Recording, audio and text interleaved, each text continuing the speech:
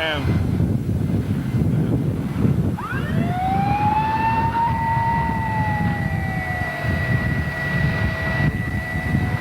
pumper trucks moving water back and forth to the scene here.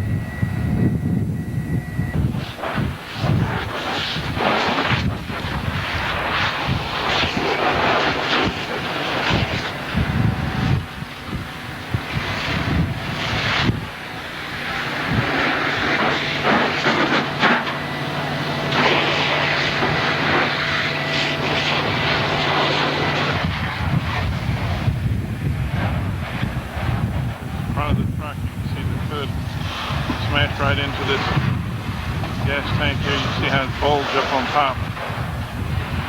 I understand there's two ladies that were driving, were in the truck. One was hurt seriously.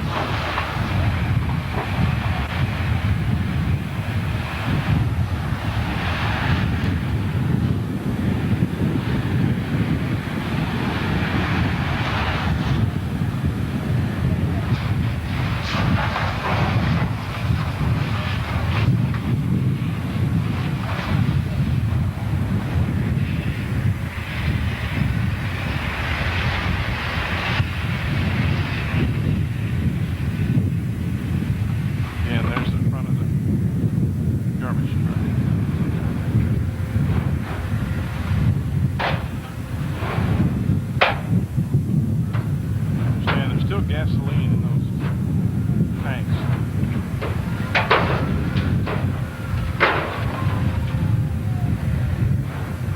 As you can see, after this blaze started here at the gas station, that set this field,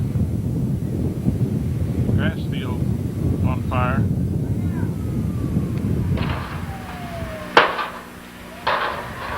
So they had two fires to fight here.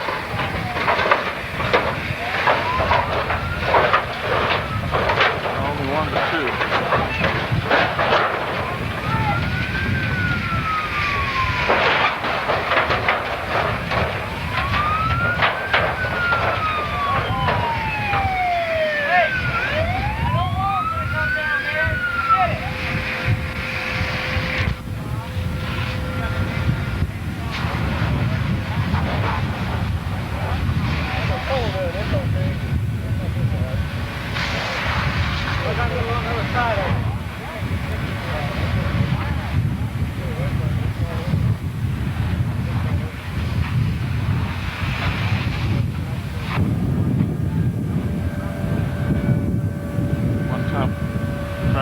Dumping into a reservoir to the master pump truck, which is this one right here. They're supplying the lines to fight the fire here on three sides.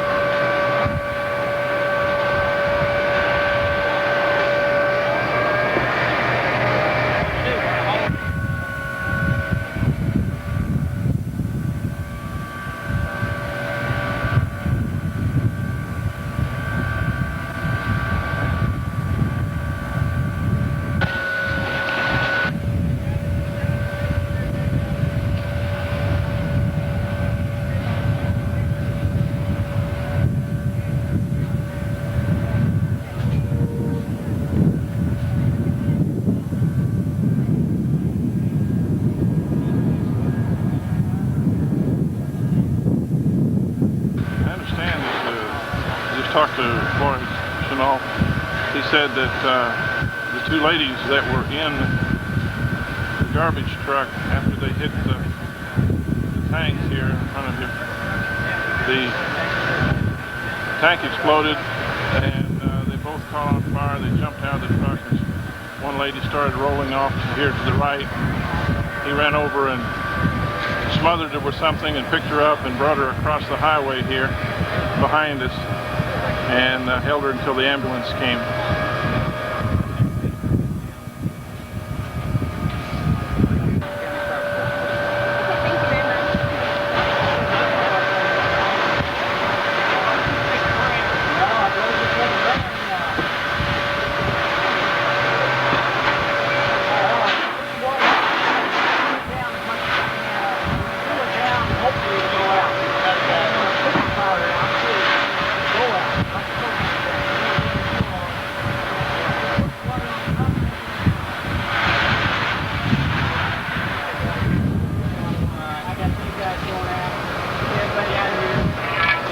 Yeah, this line.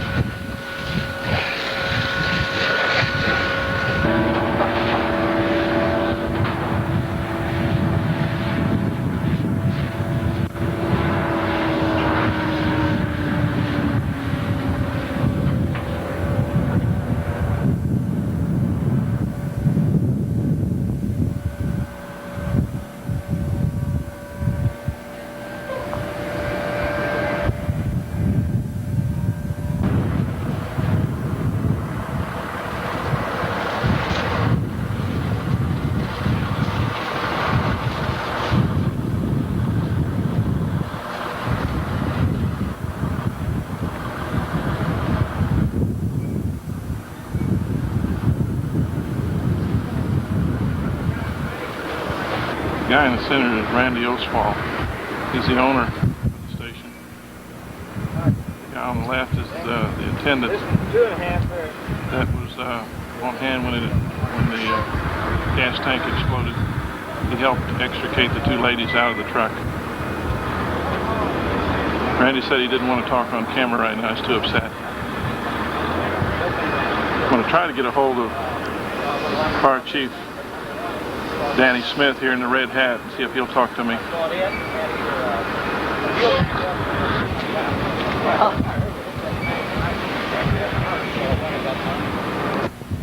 Okay. Yeah.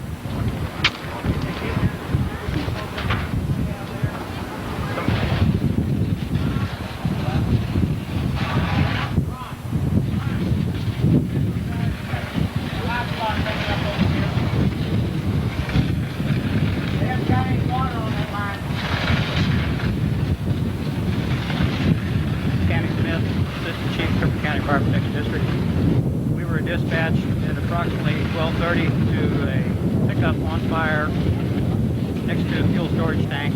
While we were en route, we were advised that there were possibly 2 patients burned in the incident. Staff of Life helicopter was dispatched to the scene and removed 1 or 2 of the patients, I'm not sure which.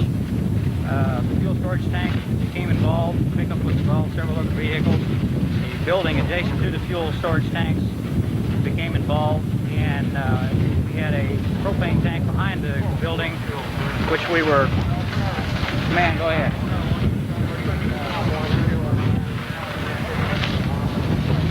You can return to quarters at your own discretion.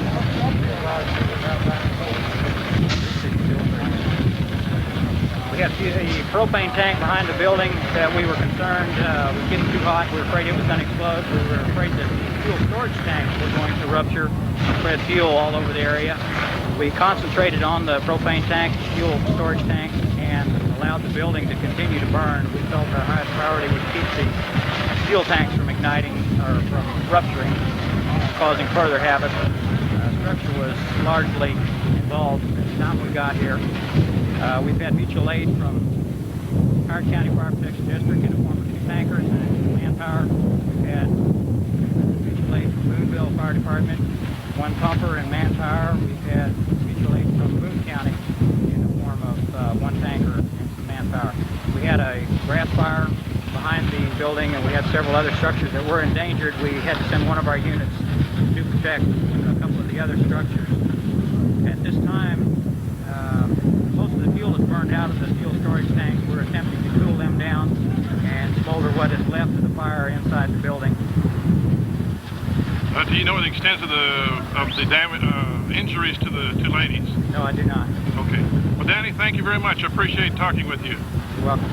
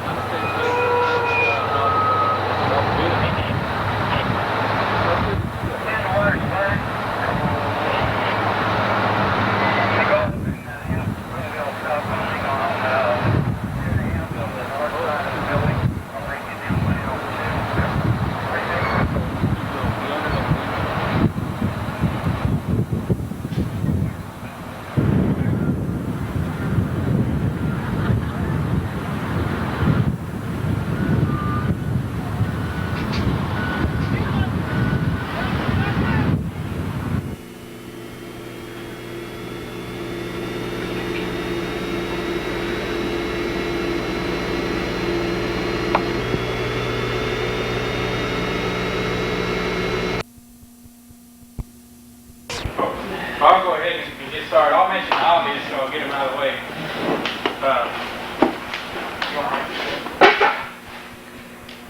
Somebody, Linda, I'll do it. We need, I'll take care of this. I want somebody to take notes and write down. she's got a paper here, she's already doing it. One thing I thought of is, had this turned out differently, we'd have some of the finest footage of firefighters running around in Gulf and Flames you've ever seen.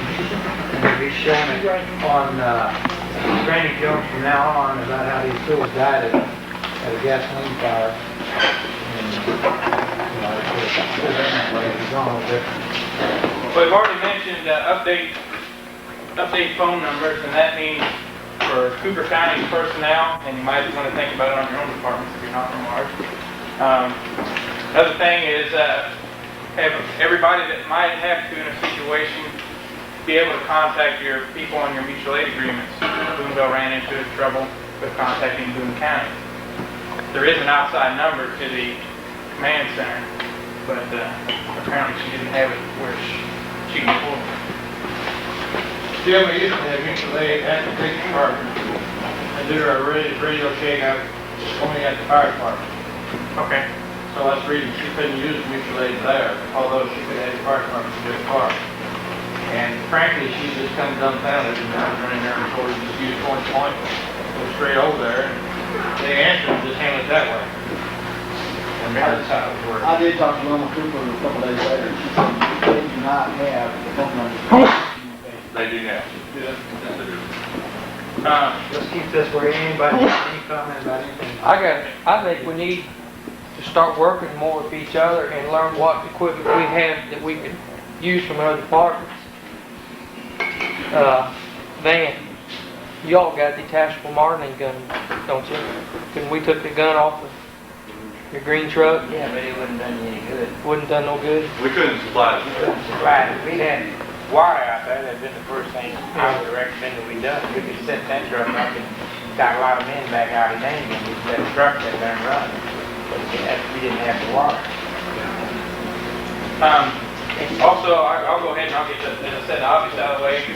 Everybody needs to be aware of their personal protective gear. And there were several times in the tape when you could see that it wasn't being used when the person could have been potentially in danger. Also, while I was there, I noticed that we had a couple of conference or staff meetings relatively close to the incident at hand, where I think we might have backed up a little bit. From my own standpoint, I wasn't used to working with 4 agencies at once, so it was a little bit learning as we went.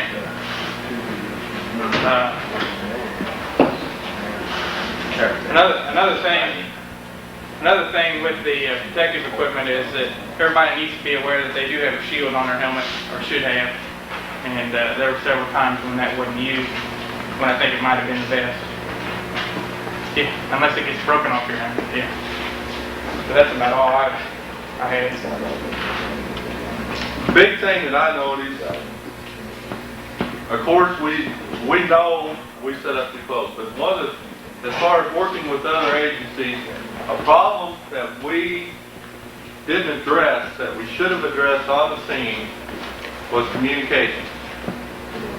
I think every department that rolled into this thing, besides ours, rolled into it blind. I mean, we rolled into it blind up to a point because we didn't know what we had. But once we knew what we had, we should have set up maybe Jim's vehicle or a vehicle and put somebody in it to talk to the other departments on fire mutual aid and tell them what we had and kept all of our tankers in contact with us. We never did that.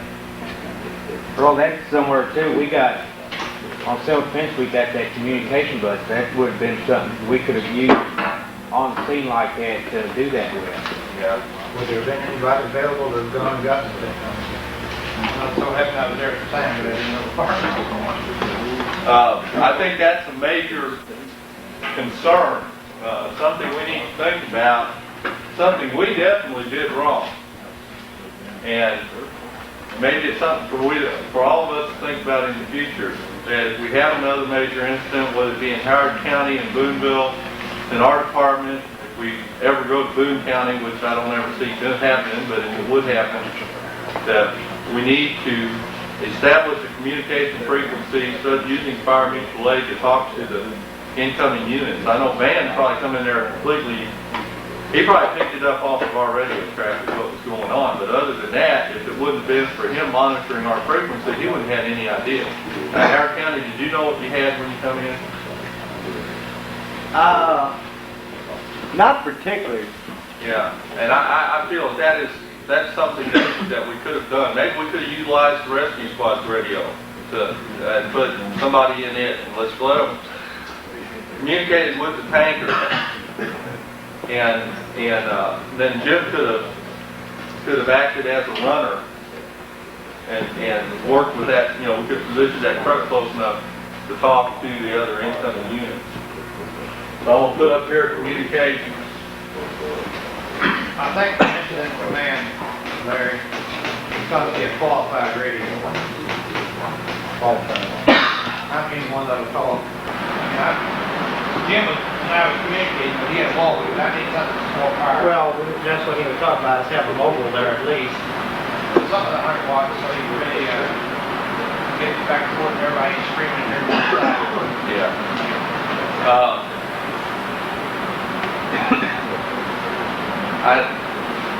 We're kind of on this problem that we overall had on the scene right now. Before I get too much further into this, I want Larry Jones to give us an update on the patient and what he saw when he arrived on the scene as far as the ambulance. He beat us there. Oh, well, as far as the patient update, I think probably everybody knows basically what I know, is that they're both still hospitalized. I believe Gully's mother is still critical but stable, and they believe she is improving. And the daughter, she was hospitalized out here, but then they transferred her over to Columbia after she started, she started having some complications. As far as I know, they're both stable in hospital emergency. As far as the patient, that's all I know.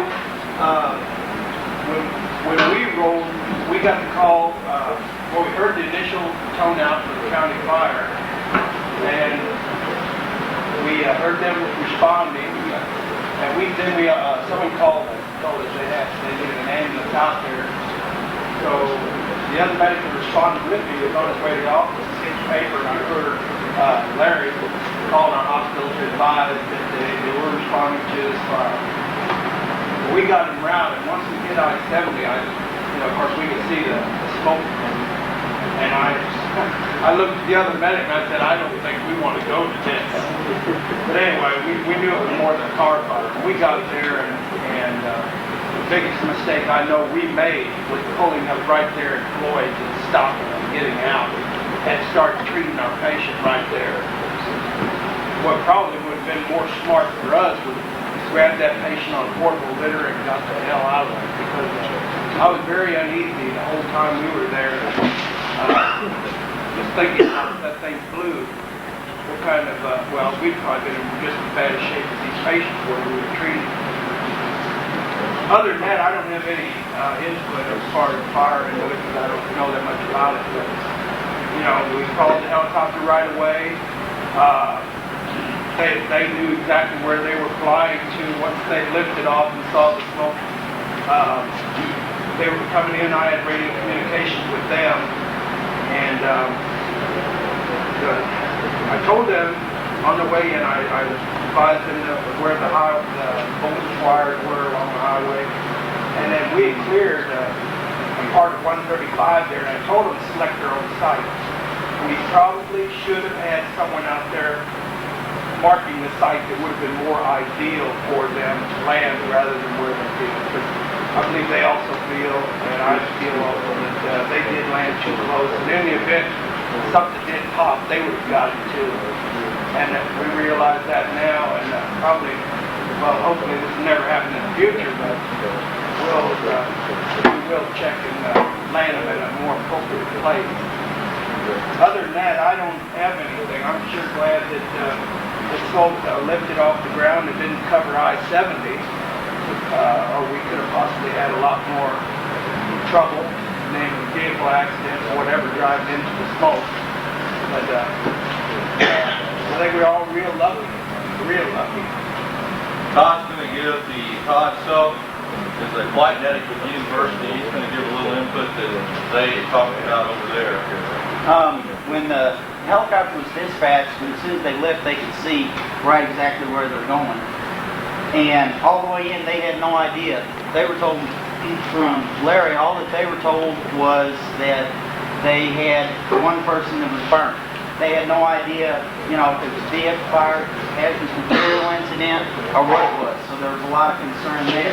And then Larry told them about the fact of the wires and everything, and basically told them just to select their own site, which we don't like to do that because we need somebody there to at least direct us in, because, you know, from the air you cannot tell how much of a slope there is and stuff, and we can't land on certain degrees of slopes. And the pilot selected where he was going to land, and when he's coming down, you got to remember that when that BK lands, it produces 50-mile-an-hour winds, which just fans the fire as close as he was. So they want that, and also they want everybody to be aware of that we do have a program for all fire department, emergency agencies, and for law enforcement, a program for safety on landing and the use of the helicopter. And also we have use of any firefighter, whether they have medical training or not, law enforcement and medical personnel can call the university and can ride along with the helicopter, which is a good deal for everybody. They'd like to have at least one or two from the department try to get in and do this, so you're at least have somebody on your department come back to your department and is aware of what all goes on and stuff with the helicopter when you utilize it. And when they set up a landing zone, they want at least a 50, 60-foot square of clear area if possible.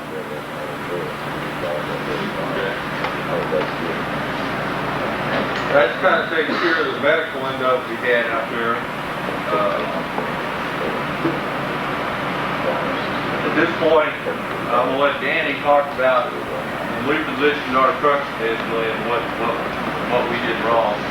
And then I'm also going to have, after Danny, I'll have Van Borg, and I'm going to mention about some problems we had with equipment. When we got there looking for that engine 2, we dropped the skid off of it and rolled it across the road. And initially we stopped with engine 2 too close to the incident. We should have gone way on up in there and got over to the side. And instead of blocking the driveway off, with a full tank in our engine, we brought half of it off. Should have had it farther up in there. We should have, instead of pulling the skid on this incident, we should have pulled what we call a blitz line, which is 150 foot, 2.5, and 2.5 inch nozzle, instead of going with the 2 inch and a half, because the inch and a half wouldn't do anything. And so that got us in the problem of having to change nozzles right there in the middle of everything. And the 2.5 wasn't a whole lot better, really, with the water pressure we had. Right then we started experiencing problems with the water, and had several conversations back and forth across the road with Jim about getting me some water and getting some water now. And he would send me the water, so I demanded it again, and that didn't help. We didn't have to get it. We had trouble getting it. Well, Larry and I know you were talking, saying, let's keep him waiting just a little bit. I know you were. That's easy for you to say now and all that, but when you're standing over by the fire, it's often not having any water at all. The pressure was going up and down, and of course it was bad. I did have in mind, when we went up to the fuel pumps with our hose, several of us carried these little pieces of leather webbing, or not leather webbing, but nylon webbing in our pockets that you can use for various things. Anyway, I had in mind fastening a 2.5 inch nozzle onto the pillar that held the awning up and directing it onto the tank and lashing it down with the nylon and just abandoning the nozzle and us getting back out. And somewhere in all the problems of not having enough water and changing nozzles and everything, that idea more or less got abandoned. I think we actually got to the point where I said, forget it, let's get the hell out of here.